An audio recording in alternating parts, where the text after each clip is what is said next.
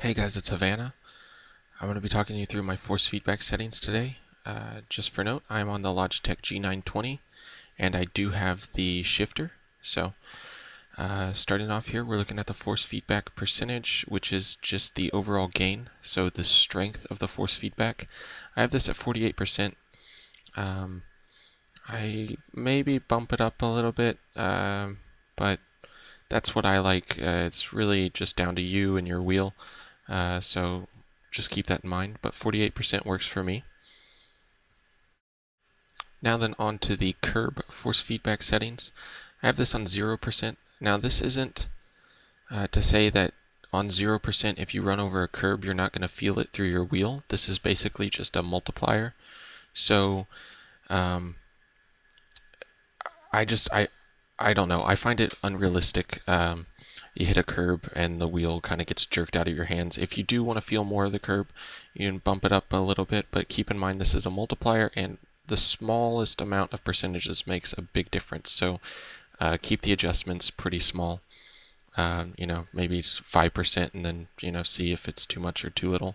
Same for the road force feedback. This is the first thing I took down to 0% whenever I got my wheel, and it made a huge difference for me. Basically, with it on at all, it kind of feels like you're driving a car without any power steering, and that's just not really the best feeling in the world, in my opinion. So, again, if you want a little bit more resistance, I guess would be the best way to describe what this does. You up the value a little bit, but keep it small whenever you're adjusting. Now then, on to the slip force feedback. I run this at 10%. This is probably because I come from racing on a controller and stuff like Forza. The way I know that the tires are slipping is via vibration. So this basically just makes the wheel vibrate a little bit if you start wheel spinning or something along those lines. So if you don't like that at all, turn it to 0. If you want a little bit of that, turn it up. And it basically just scales how much vibration you get. So 10% works for me. It feels pretty good.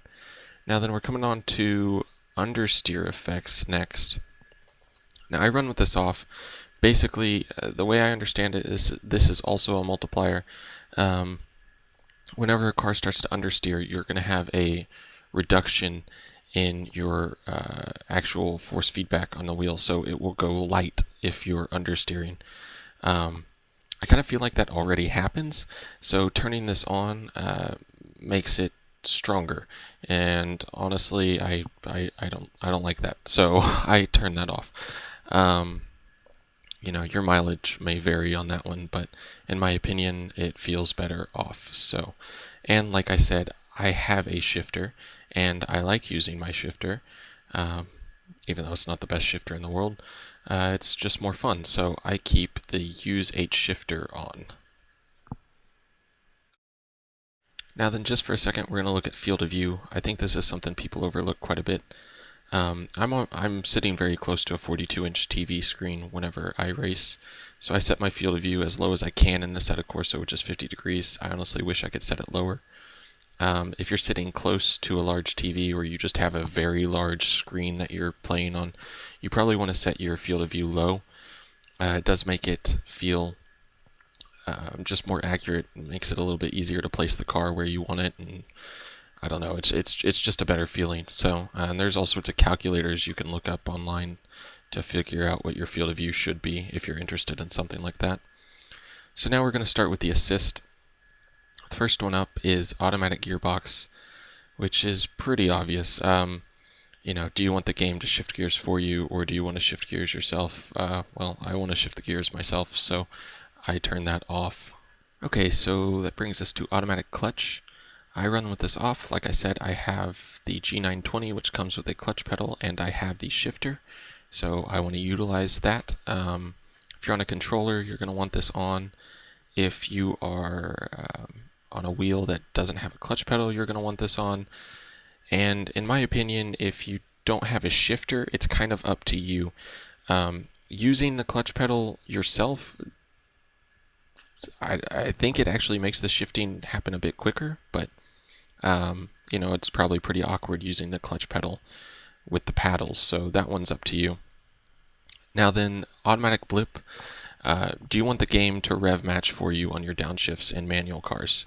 In a GT3 or a GT2 car or a modern Formula car or modern LMP1 car, any of these things, they're going to rev match for you regardless of if you have this on or off. But in your manual cars, like the Fiat 500 Abarth, the Assetto Corsa, or you know, a Lotus Exige, or you know, something along those lines, do you want the game to rev match for you, or do you want to do it yourself? I want to do it myself. It's more fun, so I keep this off.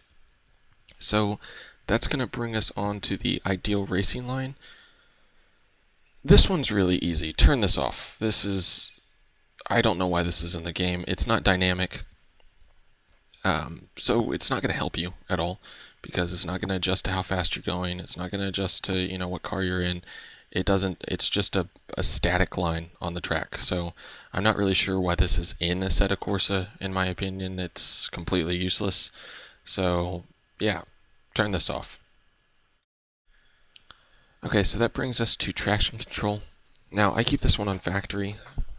I like to keep it realistic, so if the car has traction control, you know, I have the ability to use it if I want it.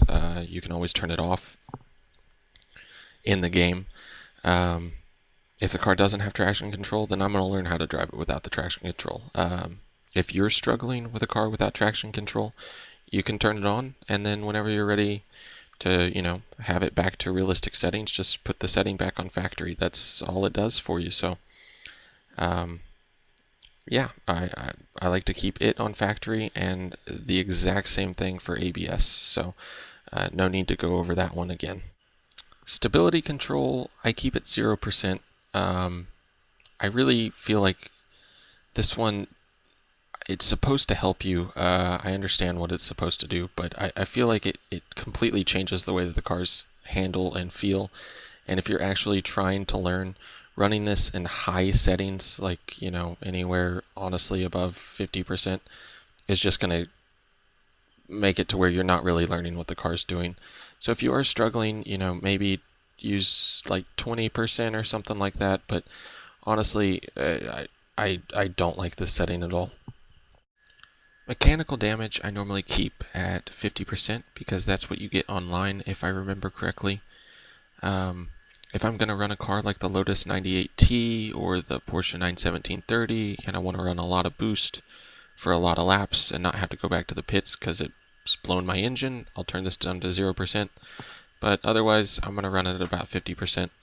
It can be helpful if you're going to try and prep a car with no ABS and you want to try and figure out, you know, how much you can get away with locking up without damaging the tires, because that will affect this.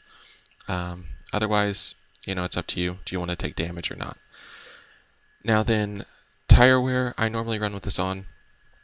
Once again, I'm normally setting cars up for online, so I want to know how the tires are going to fall off over a race. But also, some tires, in my opinion, get better as they get some wear on them, especially, you know, the slick tires that you find on, you know, like GT3 cars and GT2 cars and things like that. So you might want to keep that in mind if you're just going for lap time, but otherwise, you know, if you don't want to deal with your tires wearing out, you can always turn that off. Tire blankets, I keep this one on, primarily because, once again, I'm, you know, trying to get a feel for the way the car's going to handle online, and we get the tire blankets on online now, so that one's pretty easy. Do you want your tires cold or do you want them hot whenever you set out?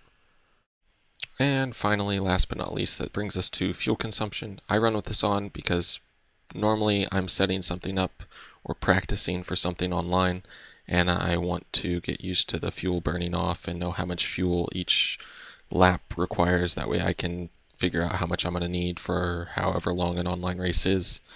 But if you don't want to deal with that, you know, turn it off. So anyways, that's all I've got to say about this. Hopefully this is helpful for you guys. Thanks so much for watching, and I will catch you on the next one.